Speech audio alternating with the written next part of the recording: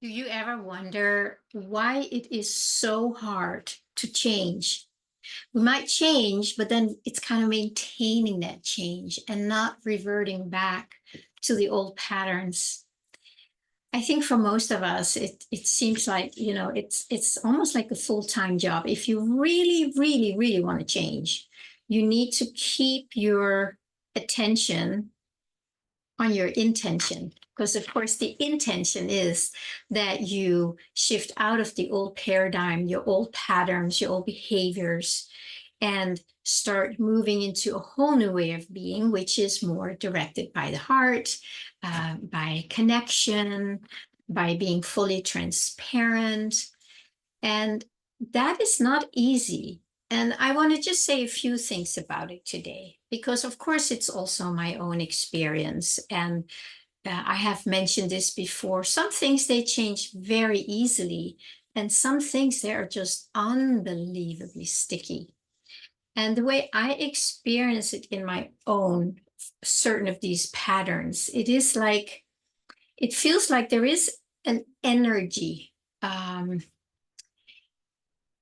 don't know if I should call it an entity, but it feels like there is an energy that runs my life, and that is other than my true being, which is where I keep shifting into and resting as I am, as the divine, as the love that I am. And that is very different than that old energy that seems to be just there, no matter what.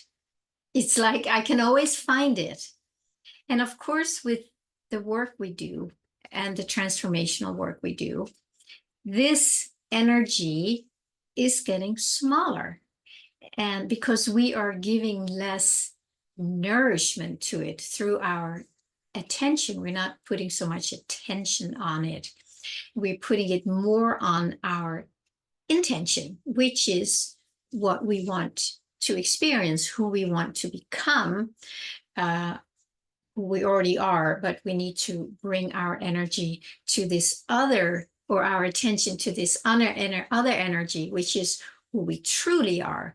But it feels like this old paradigm energy, with all its limitations and anger and fear and pain and grief and greed and opinions, like it's like a conglomeration of parts that are just making us up as if we are real.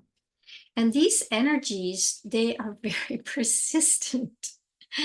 And the way I see it now is that we have lived as that misidentified energy for so long, because we have been taking it on as if it's true.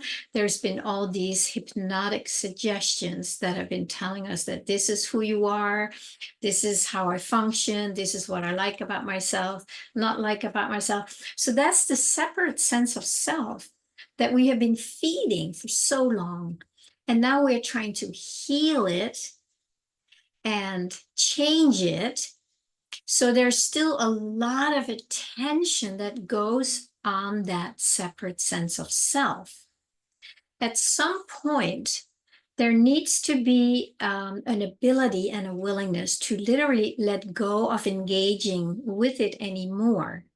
And that, of course, has to be done when we feel complete with the energy, when we're not doing it as a spiritual bypass, which is not what we want to do, because then we are still identified with it. Now we're just kind of ignoring it, and it's not gone. So it still runs our energy. It still runs our personality and our false identity as if it's true.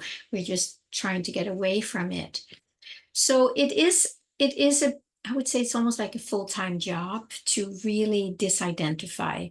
And I've seen many people who have had those big openings. I have certainly had my own, and some of them step out on on a bigger scene and start teaching it. But many of them are still falling back in the old patterns. But then they're being denied. Then they're doing the bypass. So they're not free. So it's this whole journey to really become free. And that is a journey, and it may be a journey of a lifetime, as long as we live in these frequencies that we live in, which I call the matrix. And they keep pulling us back in. We might have a really beautiful experience. I had like 2 or 3 months of it way back in Denmark, where I was literally just living as that light, as that love. There was nothing else. It was so easy. And then things changed, and I was pulled, yanked back in a most horrific way. And then it was up to me to start moving out of that muck without that gift that I was giving, that gift of light. It just pulled me right out of it. So then it's a matter of growing in consciousness, in strengthening in our identity with who we truly are, so that these false identities, this energy muck that we live in, that we give it less and less attention. And as we do that, it starts shriveling because of lack of nourishment through our attention. And instead, we put that attention now on our I am, or our presence, or our divine identity, our truth. And little by little, that starts growing more. And it does get easier then to not identify, because it's going to be around. We are still living in that energy here. The planet Earth, she still has kind of a cover of the old paradigm of the matrix, that everything we experience is through that lens, is through that false light or false overlay. As long as we experience life through our 5 physical senses, it is that. So we need to have a very strong grounding in our divine identity, in our I am. It's right here. And taking time during the day to come back and really feel that I am, because that is here, whether the matrix is here or not. It's up to us to not identify with the matrix and keep coming back here. So maybe that is why it is so hard to change and stay in that changed experience, because the matrix is still very alive.